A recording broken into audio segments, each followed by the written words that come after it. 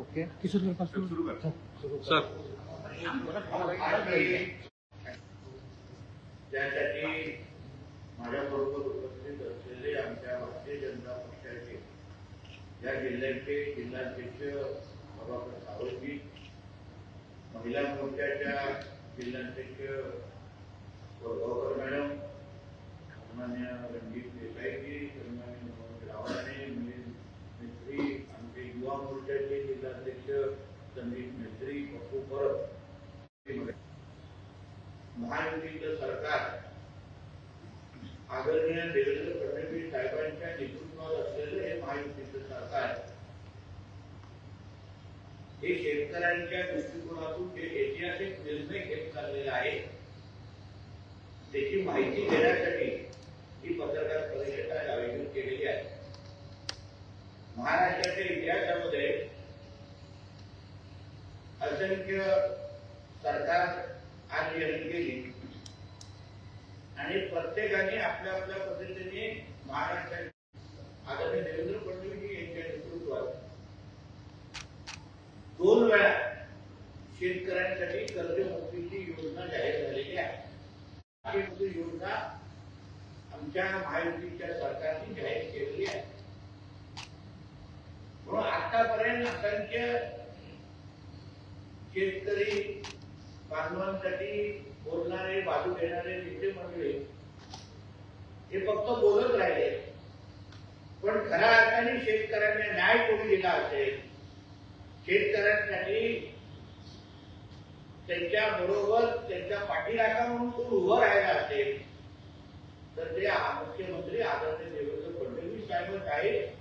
त्यांनी शब्दापलीकडे जर कृतीतून अशा ऐतिहासिक अशा कर्जमुक्तीच्या योजना जाहीर करून आज वातावरणामध्ये होणाऱ्या बदलाच्या मुळे त्रस्त असणारा आमचा शेतकरी एल निनो सारखा इफेक्ट असल्यामुळे त्रस्त असणारा आमचा शेतकरी बळी राहिला, त्याला खऱ्या अर्थाने ताकद देण्याचं काम आमच्या या महायुतीच्या सरकारने केलेलं आहे. त्याचबरोबर गेल्या या अधिवेशनामध्ये एक ऐतिहासिक विधेयक बिल आमच्या माता भगिनी ज्या महिला शेतकरी आहेत त्यांच्यासाठी आमच्या या महायुतीच्या सरकारने राज्यासमोर आणलं. त्याच्यामुळे असंख्य ज्या माता भगिनी जे शेती करतात त्यांना आधार देण्याचं काम, ताकद देण्याचं काम आमच्या देवाभाऊच्या सरकारने करून दाखवलं. याबद्दल आम्हाला सार्थ अभिमान आहे. आणि त्यामुळे जसं शेतकऱ्यांबरोबर मेहनत करणाऱ्या ज्या आमच्या भगिनी असतात त्यांनाही आता सरकारमध्ये त्यांच्या हक्काचा देवाभाऊ बसलाय हे असंख्य लाखोनी असलेल्या आमच्या महिला शेतकऱ्यांना अनुभव घेता येईल असं क्रांतिकारी विधेयक त्यांनी ह्या अधिवेशनाच्या निमित्ताने आपल्या समोर आणलं. त्याचबरोबर जलयुक्त शिवारसारख्या योजना शेतकऱ्यांसाठी 7.5 HP पर्यंत कृषी पंपाची वीज माफी व 12/20 अशा पद्धतीच्या महत्वाकांक्षी निर्णयही आमच्या देवाभाऊच्या सरकारने घेतलेला आहे. मागील त्या शेतकऱ्याला शेततळे केंद्र सरकारने जसं 6,000 शेतकरी सन्मान योजना देण्याचं ठरवलं होतं निधी, तेवढंच 6,000 आता आपण राज्य सरकारकडून पण आमच्या देवाभाऊच्या सरकारने आपल्या शेतकऱ्यांना आधार देण्याचं काम होत आहे.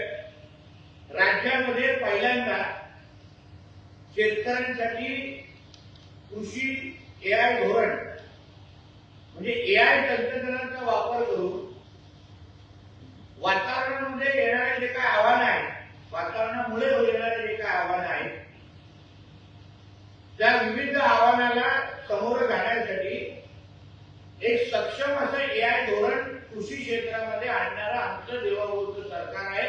आणि त्याच्यामुळे त्याचे जे काही इफेक्ट म्हणा किंवा त्याचे जे फायदे म्हणा ते येणाऱ्या वर्षांमध्ये तुम्हाला शेतकरी बांधवांना मिळत असताना आपल्याला दिसणार आहे. पीक विमा असेल, कृषी यंत्रीकरण असेल, कृषी सिंचन योजना असे असंख्य निर्णय आमच्या देवाभाऊच्या सरकारने या घेतलेल्या आहेत. कोकणाच्या दृष्टिकोनातून अगर आपण विचारात तर 50,000 प्रोत्साहनकारक निधी ही आपल्याला नियमित कर्ज भरणारे जे शेतकरी आहेत त्यांच्यासाठी आमच्या देवाभाऊच्या सरकारने परत एकदा त्या बाबतीमध्ये उपलब्धता करून दिलेली आहे. या विविध फायदे मिळत असताना तोही फायदा आमच्या शेतकरी बांधवांना जे नियमित कर्ज भरतात, प्रामुख्याने कोकणातले जरी शेतकरी असतात त्यांनाही त्याचा फायदा निश्चित पद्धतीने भेटेल असा त्यांच्या मंत्रिमंडळातला एक सहकार्य म्हणून मी स्वतः त्या गोष्टीचा अनुभवतोय. आणि म्हणून या सगळ्या महत्वाकांक्षी योजना आणि खऱ्या अर्थाने या कृषी प्रधान राज्याला अजून सक्षम करण्याच्या दृष्टिकोनातून आमच्या भारतीय जनता पक्ष, शिवसेना आणि राष्ट्रवादी काँग्रेसचं आमचं महायुतीचं सरकार, आमचं देवाभाऊचं सरकार हे ह्या शेतकऱ्यांना खऱ्या अर्थाने ताकद देण्याचं काम करत आहे असा विश्वास या निमित्ताने मी इथे व्यक्त करतो. अशा आता अजून 3-3.5 वर्ष आहेत. अजूनही महत्वाकांक्षी निर्णय घेण्याच्या दृष्टिकोनातून हालचाली सुरू आहेत. मला विश्वास आहे हे 5 वर्ष आमच्या शेतकरी बांधवांच्या आयुष्यातले महत्वाचे 5 वर्ष निश्चित पद्धतीने ठरतील. त्याच्यामध्ये खऱ्या अर्थाने त्यांना आधार तुम्ही दिला असेल तर इतिहासामध्ये एकमेव सरकार होतं ते आमचं देवाभाऊचं सरकार होतं असा आत्मविश्वासाने आमचे शेतकरी बांधव निश्चित पद्धतीने बोलतील असा विश्वास या निमित्ताने मी व्यक्त करतो. या बाबतीत जे प्रश्न असतील तर आपण विचारू शकतो. धन्यवाद.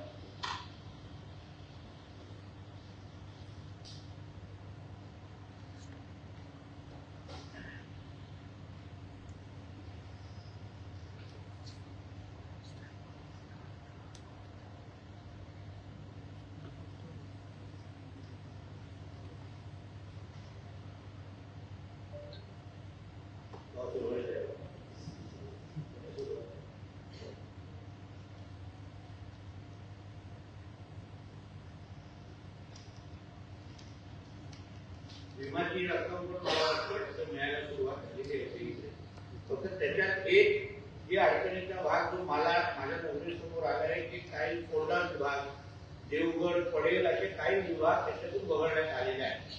त्या बाबतीमध्ये मंत्रालय स्तरावर माझी स्वतः त्या बाबतीमध्ये माझे पाठपुरावा माझा सुरू आहे. अशा पद्धतीच्या तांत्रिक चुका ज्याच्यामुळे कोंढा विभाग असो, देवगड, पडेल हे तसे मोठे विभाग आहेत तिकडल्या शेतकऱ्यांवर अन्याय होणार नाही एवढी काळजी मी सरकारच्या प्रतिनिधी म्हणून मी निश्चित पद्धतीने घेईन. हे तुमच्या माध्यमातून जे आमचे शेतकरी निश्चित पद्धतीने ऐकत असतील त्यांना मी ह्या निमित्ताने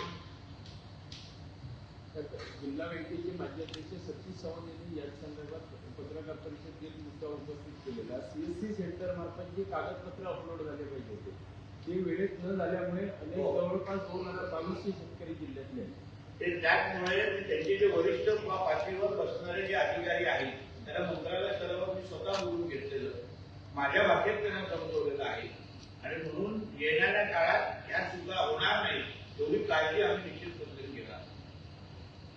48,000 कोटींचं वीज बिल माफ करण्यात आलंय महाराष्ट्रात फडणवीस सरकारने आणि शेतकऱ्यांना कर्जमाफी.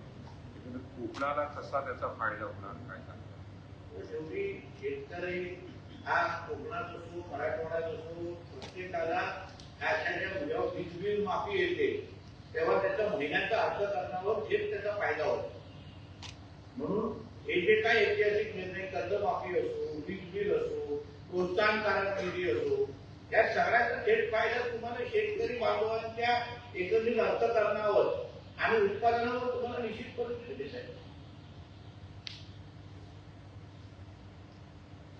एक जिल्ह्यातल्या मच्छीमार बांधवांना मी माझ्या मत्स्य खात्याला मंत्री म्हणून मी आपल्याला सांगेन की आपण मच्छीमारीला कृषीचा दर्जा दिलेला आहे आणि म्हणून आमच्या आता मी स्वतः मुख्यमंत्री कार्यालयाच्या संपर्कात आहे की आपल्याला जसं शेतकऱ्यांना ह्या सगळ्या कर्जमाफी आणि ह्या सगळीचा फायदा भेटतोय त्याच पद्धतीचे फायदे आपल्याला मच्छीमारांना पण ते आता शेतकऱ्या ह्या चौकटीत आल्या असल्यामुळे त्यांनाही कुठल्याही या कर्जमाफी असो, वीज बिल माफी असो, याचा सगळाही फायदा कसा भेटेल या दृष्टिकोनातून आमचं काम सुरू आहे. माझी अपेक्षा आहे की लवकरच त्या संबंधित GRB येईल. बरोबर. आपण चर्चा करत आपण कृषी क्षेत्रामध्ये एआयचा वापर या संदर्भामध्ये आपण चर्चा करत होतो. आपण बघितलं या हंगामामध्ये आंब्यावरती फार मोठा परिणाम झाला, खूप मोठा मोहर आला, परंतु त्याच्या 10% उत्पन्न मिळालं नाही. सेम हाताचं आहे, सेम नाचणीचं आहे. आपल्याकडे मुळात ती जंगली श्वापदांच्या आणि माकडांच्या ह्याच्यामुळे आता शेती करणं लोकांनी सोडून दिले, ते आपण सोडून देऊया बाजूला. परंतु आंबा आपलं कॅश क्रॉप आहे की ज्याचा फार मोठं एक उलाढाल होत असते एका ठराविक पिरियडमध्ये. त्या दृष्टिकोनातून आपण नेहमी आपण चर्चा करतो की एआयचा आपण वापर करणं, आपण त्यासाठी काही केलेलं आहे का? एक तर मॅडम तुमच्या प्रश्नामध्ये सुधार मी असे करेन की नुसतं या जनावरांमुळे लोकांनी शेती करणं सोडलेलं नाही, तिथे असंख्य कारण आहे. त्या बाबतीमध्ये वेगळी पत्रकार परिषद घ्यायला लागेल अशी ती कारण आहे. एक दुसरा मुद्दा माझा असा आहे की त्याच बाबतीमध्ये आम्ही बारामती ऍग्रो मध्ये असणारी जी AI इन्स्टिट्यूट आहे त्यांच्याबरोबर आमचा एक करार झालेला आहे. जिल्हा नियोजन मधून आम्ही त्यांना 2.5 कोटी, टोटल 4.5 कोटीची आमची ते पूर्ण आमचा तो कार्यक्रम आहे. पहिले 2.5 कोटी आम्ही जिल्हा नियोजन त्यांना दिलेले आहेत. 400 शेतकरी हे जिल्ह्यातले पहिले आम्ही आयडेंटिफाय केलेले आहेत मॉडेल म्हणून. त्या 400 शेतकऱ्यांवर आम्ही हा पूर्ण AI वापरून त्यांच्यावर प्रयोग करणार, त्यांना मदत करणार, सहकार्य करणार, मार्गदर्शन करणार. आता उदाहरण वेदर स्टेशन हे त्याच्याबद्दल सतत आपण तक्रार करतो. हवामानामध्ये होणारा बदल, आता कधी कधी जानेवारीला पण पाऊस पडतो आणि जुलैला पण धुकं पडतं. आता काहीच नियमित राहिलेलं नाहीये. म्हणून हे बदलणाऱ्या वातावरणाचे काही अंदाज एआयच्या माध्यमातून अगोदरच शेतकऱ्यांना देता येईल का, जे यशस्वी पद्धतीने या लोकांनी बारामतीच्या AI इन्स्टिट्यूट मधून करून दाखवलेले आहे. आणि म्हणून तिकडल्या तज्ञांशी बोलून आमच्या जिल्ह्याच्या शेतकऱ्यांना ते सगळं टेक्नॉलॉजी आणि त्या सगळ्याचा एक्सपर्टीज मार्गदर्शन करण्याच्या दृष्टिकोनातून आम्ही पाऊल उचललेलं आहे. मी खरं म्हणलं तर गेल्याच आठवड्यात त्याचं लॉन्चिंग करणार होतो, पण शेतकरी आता मोठ्या प्रमाणामध्ये पेरणीच्या कामामध्ये आहेत. म्हणून त्यांनी विनंती केली होती की या आठवड्यामध्ये, येणाऱ्या आठवड्यामध्ये मी तो कार्यक्रम घेऊन त्याची सुरुवात आम्ही करणार आहोत. 400 पहिला शेतकरीचा टप्पा असला तरी टप्प्याटप्प्याने सगळ्याच जिल्ह्यातल्या शेतकऱ्यांपर्यंत हा कार्यक्रम कसा पोहोचत येईल त्यासाठी आम्ही तयारी आणि त्याचा कार्यक्रम आम्ही तयार केलेला आहे. मला वाटतं की ह्या वर्षी अगर आम्ही योग्य पद्धतीने शेतकऱ्यांना त्याचं मार्गदर्शन देऊ शकतो. आता तुम्ही बारामतीच्या AI इन्स्टिट्यूटला कधी जायची तुम्हाला संधी भेटली तर तिथे त्यांनी असे प्रयोग केलेले आहेत जेणेकरून वातावरणामध्ये बदल झाले असले तरी आंब्यावर त्याचा फरक पडत नाही, भातावर त्याचा फरक पडत नाही. आम्ही नेमकं त्याच विषयावर बोट ठेवून त्यांना आमच्या जिल्ह्यामध्ये आणण्याच्या दृष्टिकोनातून पावलं उचललेली आहेत. तुम्हाला ह्या वर्षी जे काय आंबा, काजू, भाताची काय परिस्थिती जी दिसली ती पुढच्या वर्षी दिसणार नाही. एआयच्याच माध्यमातून हे तुम्हाला निश्चित पद्धतीने तुम्हाला दिसेल. आणि त्याचा जो प्रयोग आम्ही सुरू करणार आहोत, मी तुम्हाला प्रत्येकाला सांगेन की त्याच्यामध्ये पत्रकार म्हणून पण टप्प्याटप्प्याने तुम्हाला सगळी माहिती दिली जाईल. प्रयोगशाळा कशी आहे, त्या 400 शेतकऱ्यांच्या शेतांमध्ये आम्ही कसं AI वापरतो, प्रत्येक गोष्टीची माहिती तुम्हाला देऊ. जेणेकरून आपल्याही काय मार्गदर्शन असेल, आपल्याला काय नवीन माहिती मिळत असेल, त्या पद्धतीने सगळ्यांना एकत्र मिळून, सगळ्यांना एकत्र घेऊन आपल्याला तो मार्ग काढायचा आहे. तुमच्या खात्यानंतर एक मोठा निर्णय तुम्ही घेतला. मत्स्य विभागात 254 सहाय्यक मत्स्य विभाग अधिकारी पदाची भरती केलेली आहे. कोकणच्या रोजगार निर्मितीला फार मोठा चालना आणि फायदा याचा होणार. आकृतीबद्ध जे 150 दिवसाचा मुख्यमंत्री साहेबांचा कार्यक्रम होता त्याच्या अंतर्गत आमचे बंदर खातं आणि माझं मत्स्य खातं या दोन्ही खात्या अंतर्गत बंदर खात्यामध्ये 450 जागा आणि मत्स्य खात्यामध्ये 450 जागा लागल्या. त्याच्यातले पहिले 240चा टप्पा आता आम्ही जाहीर केलेला आहे. त्याची प्रक्रिया आता संपत आलेली आहे. अजून 250 मुलं तिथे, म्हणजे टोटल 450 मुलं मत्स्य खात्यामध्ये आणि 450 मुलं बंदर खात्यामध्ये. जसं मी तुम्हाला सांगितलं की रोजगार निर्मिती हा माझ्या कार्यकाळातला सर्वात महत्वाचा माझा मुद्दा आहे, माझा उद्दिष्ट आहे. म्हणून प्रायव्हेट नोकऱ्या असो किंवा गव्हर्नमेंट शासकीय नोकऱ्या असो किंवा बँकेच्या नोकऱ्या, जिथे जिथे मुलांना 2 हाताला काम देण्याची मला संधी भेटेल ती कुठलाच विषय मी सोडणार नाहीये. आता हे जे काही 240 नोकऱ्या त्या भरती निघालेल्या आहेत. जास्तीत जास्त तरुण तरुणांनी त्याचा लाभ घ्यावा हे आपल्या माध्यमातून आवाहन करेल.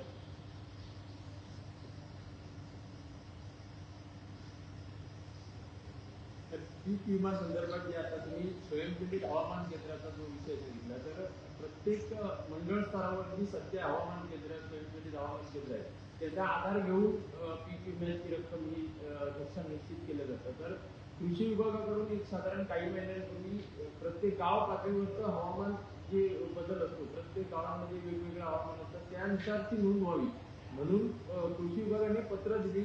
गाव पातळीवरून त्यासाठी जागा पण निश्चित केल्या गेल्या. मात्र कृषी विभागाकडून अद्याप त्याची कार्यवाही झालेली नाही. मुळात या हवामान केंद्र किती चालतायत, किती बंद पडलंय हे माझ्याही मनामध्ये आहे. जेव्हा मी आढावा बैठकीसाठी बसतो तेव्हा कृषी विभागाचे जे अधिकारी आहेत त्यांनाही मी नेहमी हा प्रश्न उचलतो, तेव्हा तुमचे हवामान केंद्र नेमकं काय रिडिंग करतात याचा कधीतरी तुम्ही अभ्यास करायला पाहिजे. कुठल्या तरी प्रायव्हेट कंपनीला ते काम दिलेलं आहे, ते पुस्तक त्यांनाही किती कळतं हा फार मोठा प्रत्येक आहे. म्हणून हा विषय मी आदरणीय आमचे कृषी मंत्री साहेबांकडेही मांडलेला आहे की तुमच्या इकडचे हवामान केंद्र हे 100% विश्वास ठेवणारे नाहीये आणि म्हणून त्याही बाबतीमध्ये काय दुसरं करता येईल. आता तालुका निहाय मंडळ स्तरावर व्यवस्थित चालत नाही, गाव निहाय तर फार महत्वाकांक्षी प्रकल्प आहे आणि म्हणून माझा एवढाच विषय आहे. अगर त्या रिलीजवर अगर आमचं भविष्य ठरत असेल, आमची विमाची रक्कम ठरत असेल तर ती रिलीज योग्य असली पाहिजे आणि म्हणूनच मी एआयचा वापर असो, बाहेरून आम्ही तंत्रज्ञानाचा वापर करून त्या रिलीज मध्ये काय फरक करू शकतो का, याही बाबतीमध्ये माझं काम सुरू आहे.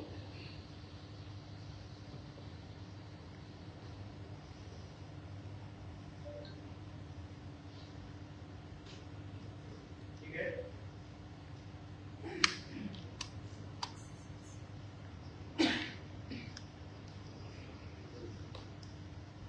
एमएससीबी संदर्भात एक प्रश्न होता की गणेश चतुर्थी जवळचे आणि यावर्षी दरवर्षीच्या तुलनेत पावसाचं, वादळी वाऱ्यांचं प्रमाण कमी असलं, नुकसान काही प्रमाणात सुरुवातीला झालं तरी वीज वितरण कणकवली विभागाचं जर हे केलं तर अनेक वीज पुरवठा खंडित होण्याचा प्रकार घडतो आहे. वीज कर्मचारी काम करतात पण अपुरं मनुष्यबळ असल्याचं सातत्याने कारण दिलं आहे. सातत्याने वीज पुरवठा खंडित होण्याचे प्रकार सुरू आहेत. त्या संदर्भात अधिकाऱ्यांकडून तेवढी फारसं गांभीर्याने घेतलं जात नाही. मला असं वाटतं की ह्या बाबतीमध्ये थोडा आपण सकारात्मक पद्धतीने विचार करायला पाहिजे. कारण असं आहे की मध्ये हे मुख्यमंत्री कार्यालयाच्या प्रमुख अधिकाऱ्यांबरोबर आमची बैठक झाली, त्याच्यानंतर 500 एक्स्ट्रा पोल आपल्या जिल्ह्यामध्ये आलेले आहेत ते आहेत. म्हणून तुम्ही बघितलं असेल की त्या बैठकीच्या नंतर ज्या मोठ्या प्रमाणामध्ये एमएससी बद्दलची नाराजगी होती ती बरेचशी कमी होत आलेली आहे. आता 100% आम्हाला कधी हे भेटणार का तर नाही. त्याच्यामध्ये जिथे जिथे आता मध्ये बेळगावमध्ये 14 ते 16 तासासाठी लाईट गेलेली, त्यांनी आम्हाला संपर्क केला, आम्ही लगेच त्याच्यावर दुरुस्त करून टाकलं. शेवटी ही निरंतर चालणारी प्रक्रिया आहे. कारण का आपला वादळी जिल्हा असल्यामुळे, पावसाळी जिल्हा असल्यामुळे आपल्याकडे वाऱ्याचं प्रमाण असो, पावसाळ्याचं प्रमाण हे सातत्याने होतच राहणार. पण टीम म्हणून, एमएससीबी म्हणून आम्ही सज्ज आहोत. आपल्यालाही विनंती आहे की पत्रकार मित्र म्हणून बातमी करत असताना एक फोन अगर आम्हाला टाकला, आमच्याशी संपर्क केला की नितेशजी आपल्या बातमी करतो, करण्यामध्ये आम्हाला काय हरकत नाही, पण या गावामध्ये एवढे का वीज नाहीये, त्याला परत सुरू करण्याची बातमीची पण संधी तुम्हाला भेटेल एवढी मी काढली आहे. तेवढे आम्ही अलर्ट मोडवर, सगळे डिपार्टमेंट आमचे अलर्ट मोडवर आहोत. कुठलंही म्हणजे कलेक्टर ऑफिस, पोलीस खातं असो, एमएससीबी असो, कुठलंही ऑफिस, आज आमच्या जिल्ह्यातलं आम्ही 24 तास एक दुसऱ्याच्या संपर्कात आहोत. त्यातली पाठी जरी आम्हाला कळवलं तर आम्ही एक दुसऱ्याचा संपर्क करून लगेच रिस्पॉन्स टाईम आमचा फार चांगला आहे.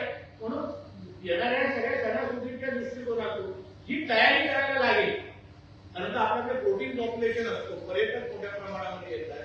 जिथे आज जिथे सणासुदी नाही तिथे 5 लोक वीज वापरत असतात, तिथे गणपतीच्या काळात 15 वापरतात. कारण मुंबईचे लोक पण येतात, त्यांचे फोन चार्जिंगला लावतात, सत्यनारायणाची पूजा घालतात. ह्या सगळ्या वीजचा वापर जास्त लागतो. म्हणून त्या दृष्टिकोनातून जी काही तयारी पाहिजे त्याच्यासाठी आम्ही सज्ज आहोत. काही तक्रारी असतील फक्त आमच्यापर्यंत पोहोचवा, तुमचं काम आमचं.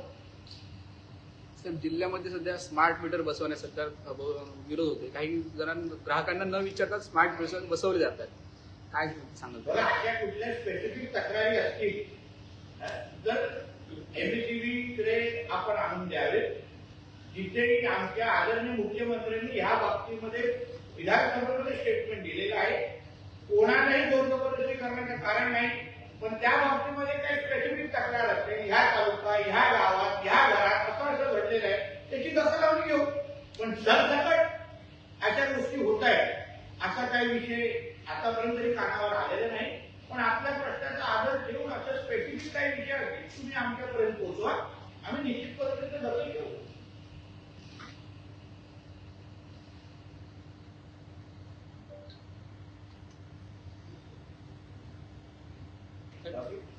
केंद्रीय मंत्री शिक्षण मंत्री धर्मेंद्र प्रधान यांनी राजीनामा दिलेला काय?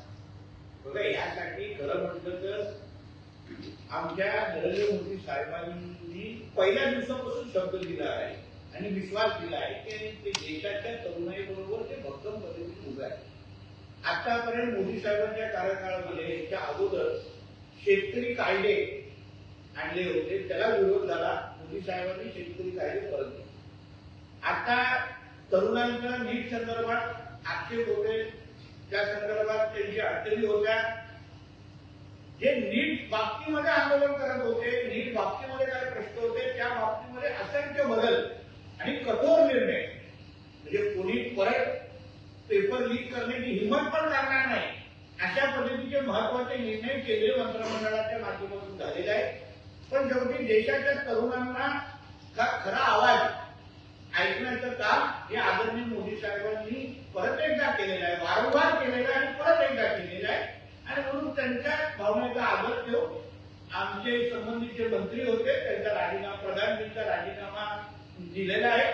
मला वाटतं ह्या बाबतीमध्ये आदरणीय मोदी साहेबांचा आणि केंद्र सरकारचा आपण आभार मानायला हवं. कारण का कधीच देशाच्या जनतेच्या विरोधात जाऊन आदरणीय केंद्र सरकारने आणि आदरणीय मोदी साहेबांनी कधीच भूमिका घ्यायचं ठरवलं नव्हतं. आज जे त्यांच्यावर टीका करताय, जे जल्लोष करताय, काँग्रेसनी त्यांच्या कालावधीमध्ये पेपर लीकच्या बाबतीमध्ये किती राजीनामा घेतला, किती त्यांच्या मंत्र्यांनी, कधीतरी राहुल गांधींनी, कधीतरी त्यांच्या आजूबाजूला मांडी लावणारे जे मोदी साहेबांवर आज टीका करतायत ना, तरी एक प्रश्नाचं उत्तर द्यावं ते काँग्रेसच्या काळात जेवढे पेपर लीक झाले त्या बाबतीमध्ये एक तरी कधीतरी मंत्र्याचा राजीनामा घेतला होता का? कधी एक पंतप्रधान मनमोहन सिंगना स्पष्टीकरण द्यायला दिलं होतं का? मोदी साहेब वारंवार जनतेशी बोलतायत, जनतेचा आवाज ऐकून घेतात, मन की बात खऱ्या अर्थाने मोदी साहेबच ओळखतात हे परत एकदा त्यांनी त्यांच्या कृतीतून सिद्ध करून दिलेलं आहे.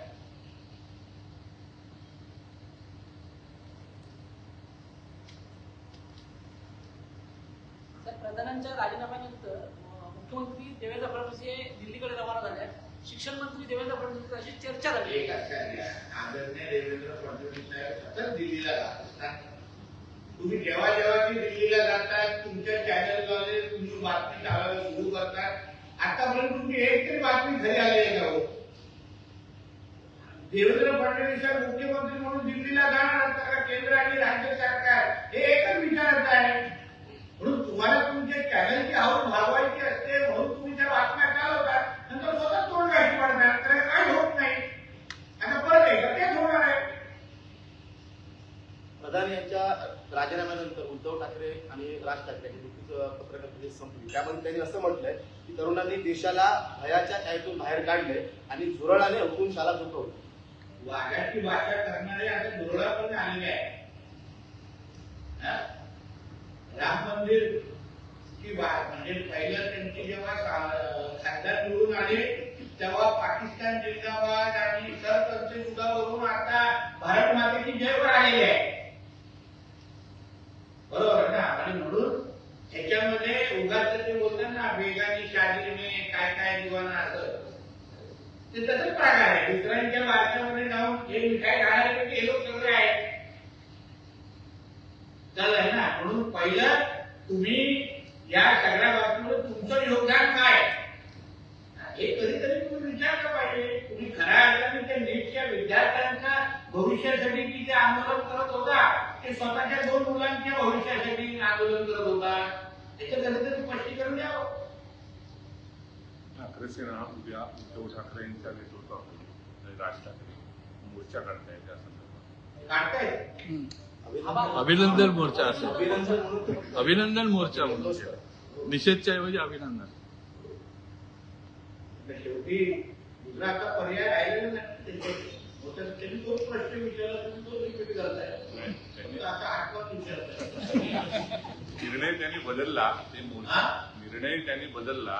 आता पत्रकार परिषद शेवटी निर्णय बदलायला भाग पडलेला झालेला आहे. खरं तर शेवटी जे आंदोलन करत होते त्या आंदोलनकर्त्यांमध्ये नीटचे विद्यार्थी किती, हा फार मोठा प्रश्नचिन्ह होता. त्याच्यामध्ये सरकंसुद्धावाले किती होते, त्याच्यामध्ये पाकिस्तान जिंदाबादवाले किती होते, औरंगजेबचे फोटो दाखवणारे किती होते. आता जो पुन्हा काबरा हा आमच्या हिंदू देवी देवतांचा अपमान ज्यांनी केला, आमच्या सीता मातेचा ज्यांनी अपमान केला, तो ठाकरेंच्या मोर्चामध्ये का दिसला. मग हिंदुत्वादी विचाराचे मानणारे आमचे बाळासाहेब ठाकरे आता देवी देवतांचा अपमान करणाऱ्या आता ठाकरेंच्या मोर्चामध्ये दिसत असतील, तर मग ह्यांना राम आणि सीता देवतांच्या ह्यांना समर्थन बोलायचं की आईशाच्या पतीचं समर्थन बोलायचं, हे कधीतरी कळलं पाहिजे लोकांना.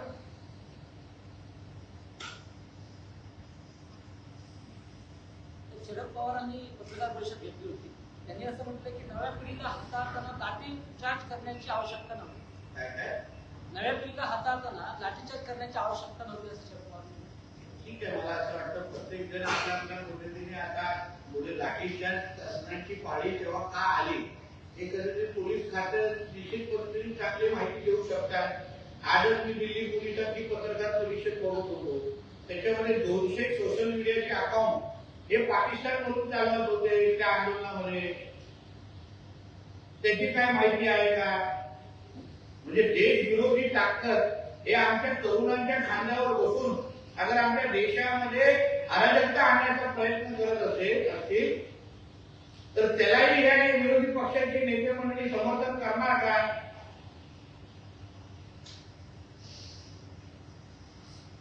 साहेब 8 दिवसापूर्वी हायवेला बेळगाव येथे एक गोमांस पकडलेली गाडी पलटी झाली होती. जवळपास 100पेक्षा जास्त किलो गोमांस होते त्या गाडीमध्ये आणि ती जो ड्रायव्हर पकडला होता तो कर्नाटकातला होता, मुस्लिम समाजाचा, आणि तो गोव्यातून ते गोमांस इकडे घेऊन येत होता. त्यावर कारवाई झाली आहे, पण असं गोमांस येतंय सिंधुदुर्गात काही ठिकाणी. हो, त्याच्यावर म्हणूनच मी त्याच्यानंतर स्वतः एसपीशी बोललेलो आहे.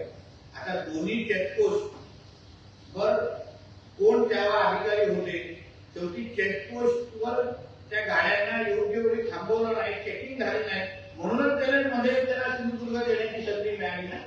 म्हणून नेमकं चेकपोस्टवर बिर्याणी खाणारी किती आहे त्याच्यावर जरा आमचं फार बारीक लक्ष आहे. आता मी परत सांगतो, मी पालकमंत्री असताना खूप लोकांनी बिर्याणी सोडावी, नाहीतर मग अशी भारी पडेल ना ते गळ्याची हड्डी पण बाहेर निघणार नाही.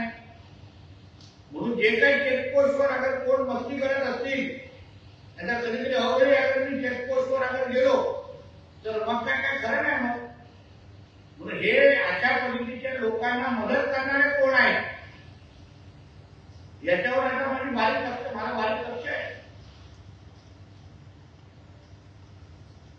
ठीक है सर हिंदी. शिवसेना कल निषेध रैली निकालने वाली थी, लेकिन अब धर्मेंद्र शिक्षा मंत्री के राजीनामे के बाद अब वो अभिनंदन रैली निकाल रहे हैं. क्या कहेंगे आप. देखिए, ऐसा है कि हमारे देश के पंतप्रधान मोदी जी ने हमेशा देश की आवाज सुनी है, मन की बात सुनी है.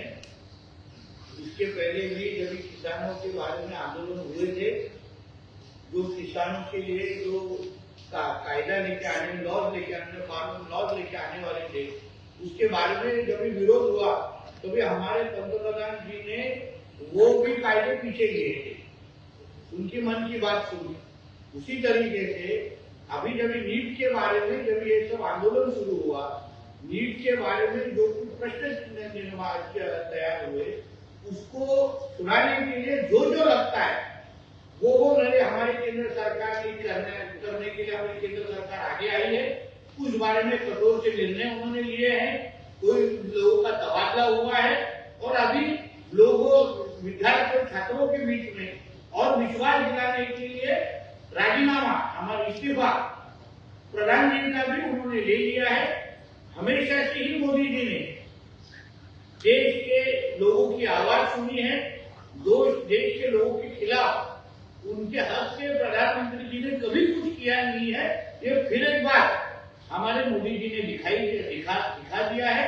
इसलिए उबाटा हो, उनके कोई भी सहयोगी पक्ष हो, उनको मुंबई में उनको अभिनंदन मोर्चा निकालने के बजाय उन्होंने खुद दिल्ली में जाके हमारे मोदी जी को का आभार मानना चाहिए, उनको थैंक यू बोलना चाहिए, ताकि सही पैमाने में जिसने मोदी जी ने फिर एक बार हमारे देश की जनता की आवाज सुनी है, इसलिए उनको बार बार उनका अभिनंदन करना।